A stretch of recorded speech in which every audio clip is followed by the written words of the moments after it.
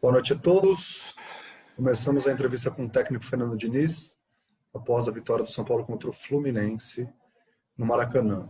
Marcelo Baceggio, TV Gazeta, por favor. Boa noite, Diniz. Parabéns por mais uma vitória importante nesse Campeonato Brasileiro. Minha pergunta para você é em relação a esse roteiro, né, que o São Paulo está tendo nessa atual temporada. Nos últimos anos, todos os clubes que chegaram na 27ª rodada, de certa forma isolados na liderança, acabaram sendo campeões, todos esses times, com exceção do Palmeiras em 2009. Hoje o São Paulo não teve uma atuação de saltar os olhos, mas conseguiu resultado. É um roteiro de time campeão, de um time futuro campeão esse? Você acredita? E se me permite emendar uma segunda, você acredita que o São Paulo estaria nesse patamar, com esse tipo de desempenho e com esses resultados, se o Daniel Alves não estivesse nesse elenco? Obrigado. Obrigado pela pergunta. A história está escrita, graças a Deus, com o Daniel Alves. A gente não sabe como é que ela seria escrita de outra forma. Mas ainda bem que ele está conosco, dele ser um jogador desse tamanho e de poder estar produzindo cada vez mais. Mas lembro também, reitero, que uns 40 dias atrás, 50 dias atrás, era motivo de questionamento o Daniel dobrar jogo, jogar jogo um atrás do outro. E hoje é inquestionável e é bom para perceber e valorizar o tamanho que o Daniel Alves tem. Eu costumo dizer sempre, nas entrevistas quando eu tenho a possibilidade, que ele é um jogador ainda, de alguma forma, incompreendido daquilo que ele é. Ele é muito grande, o Daniel, como jogador e como pessoa. Ele agrega muito, ele distribui muito e ele nos ajuda muito. Então é um pouco difícil a gente postular como que seria sem o Daniel, porque ele é uma referência ímpar no nosso time. Quanto ao roteiro, o roteiro importante é que vai ser escrito até o final do campeonato. Os roteiros para trás das outras equipes, para a gente, interessa pouco. A gente fez um jogo hoje que precisava para ganhar. Jogar aqui no Maracanã contra o Fluminense é difícil. O campo estava bastante irregular, a gente vem numa sequência dura de jogos e o time fez um jogo dentro das possibilidades que tinha para fazer hoje.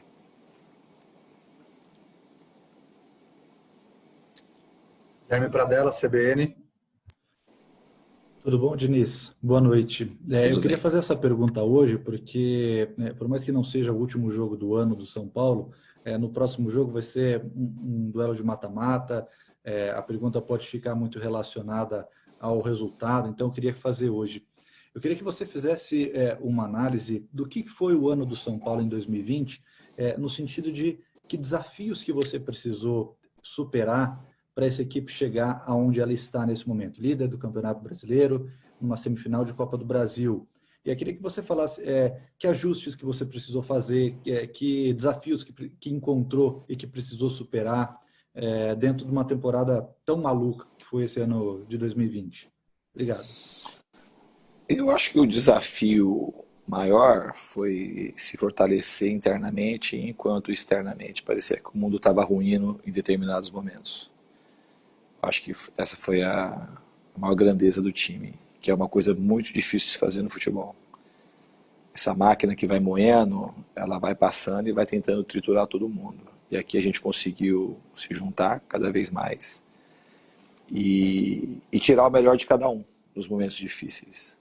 O time mostrou que tem um elenco forte, jogadores que saíram, todos que entraram, quando entraram bem, e os que saíram retornaram melhor do que saíram. Então a gente tem um elenco enxuto, mas muito comprometido, tem menos jogador e mais time.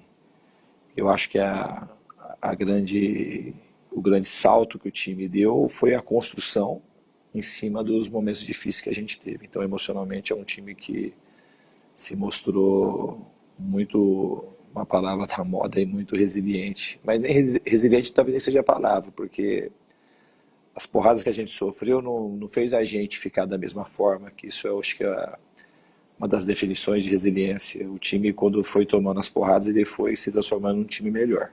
Então é um time muito diferente, que merece escolher nesse momento aquilo que está colhendo. Marcelo Lima, Energia 97. Diniz, boa noite. Falando um pouco do jogo de hoje, eu queria que você fizesse uma análise dessa vitória importantíssima para o São Paulo, já que abre 7 pontos aí do segundo e terceiro colocados. E, na sua opinião, faltou um pouco de concentração e intensidade, principalmente no começo do segundo tempo, até o gol do Fluminense. Concentração e intensidade essas retomadas na segunda parte do segundo tempo? Eu acho que faltou um pouquinho de concentração em determinados momentos do jogo, não foi só no começo do segundo tempo. No primeiro tempo também teve um pouco de falta de concentração, mas era um jogo difícil hoje de se jogar. Eu acho que a hora que a gente fez o primeiro gol, a gente podia ter acelerado um pouco mais naquele momento, que o Fluminense sentiu um pouco o gol e a gente acomodou um pouco no primeiro tempo. E no segundo tempo eu concordo que a gente voltou um pouquinho mais disperso do que deveria, mas de maneira geral a equipe fez aquilo que precisou fazer para vencer o jogo, que era de suma importância hoje esse resultado. Giovanni Chacon, Jovem Pan. Diniz, boa noite.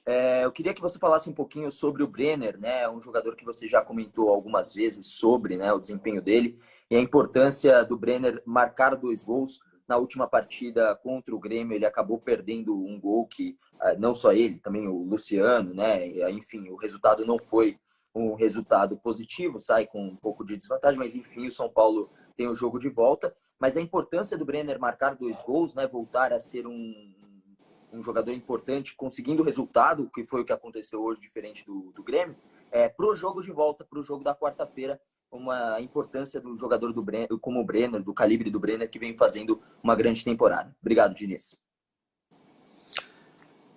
Então, é sempre importante jogadores que jogam na frente e que têm essa condição de fazer gols. O Brenner, que eu costumo falar que ele tem carisma do gol, assim como o Luciano também tem.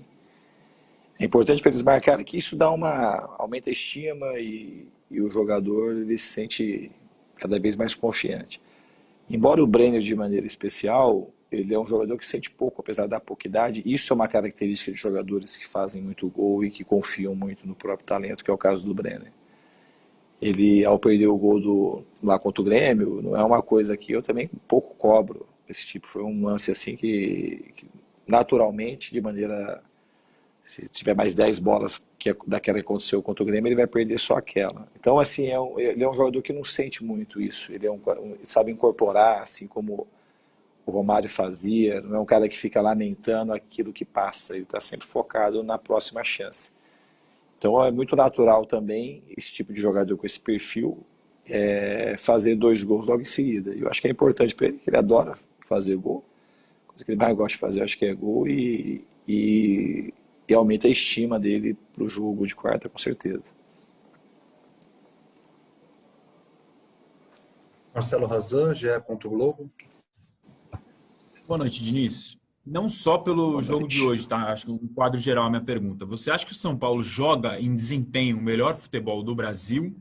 E, mais uma, para quarta-feira, no jogo de volta do Grêmio, qual que você acha que precisa ser a postura no Morumbi, com uma desvantagem no placar de 1-0 para conseguir a tão sonhada vaga na final? Obrigado.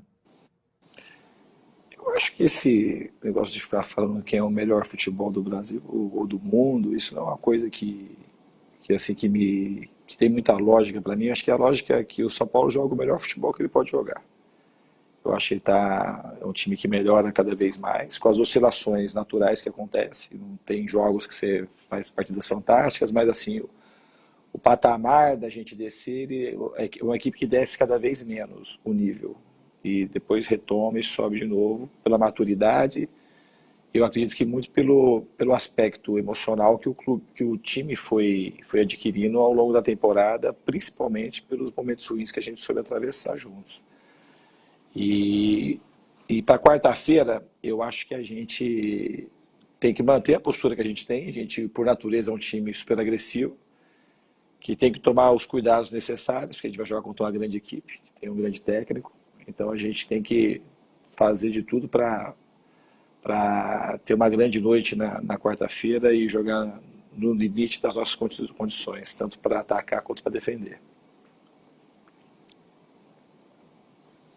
Tavares, TV Bandeirantes. Oi, Diniz, boa noite para você. Parabéns pela vitória. Ainda falando do Brenner, que tem 22 gols na temporada, fez 2 gols na vitória de hoje, e fora do Morumbi, o Maracanã é o estádio que ele mais marcou. Ele já marcou 5 gols no estádio esse ano. Queria que você falasse sobre esse desempenho dele aqui no Maracanã. E aproveitando para fazer mais uma perguntinha, esses 7 pontos de vantagem no Brasileirão te dá segurança para a sequência? O do Brenner, eu acho que é importante fazer gols no Maracanã, que eu acho que é o templo maior do futebol mundial. É sempre gostoso. Acho que se o jogador pudesse preferir onde gostaria de marcar, aqui seria um dos estádios preferidos. Então, acho que isso é importante. E a outra pergunta, dos 7 pontos da vantagem, a gente não se apega a isso. Acho que a gente tem que. O que me dá segurança é ver que o time está cada vez mais maduro e sabe que tem que encarar cada jogo como se fosse uma grande decisão, porque o Campeonato Brasileiro é muito difícil e tem muitas rodadas ainda pela frente. Muito obrigado a todos, gente. Boa noite. Valeu.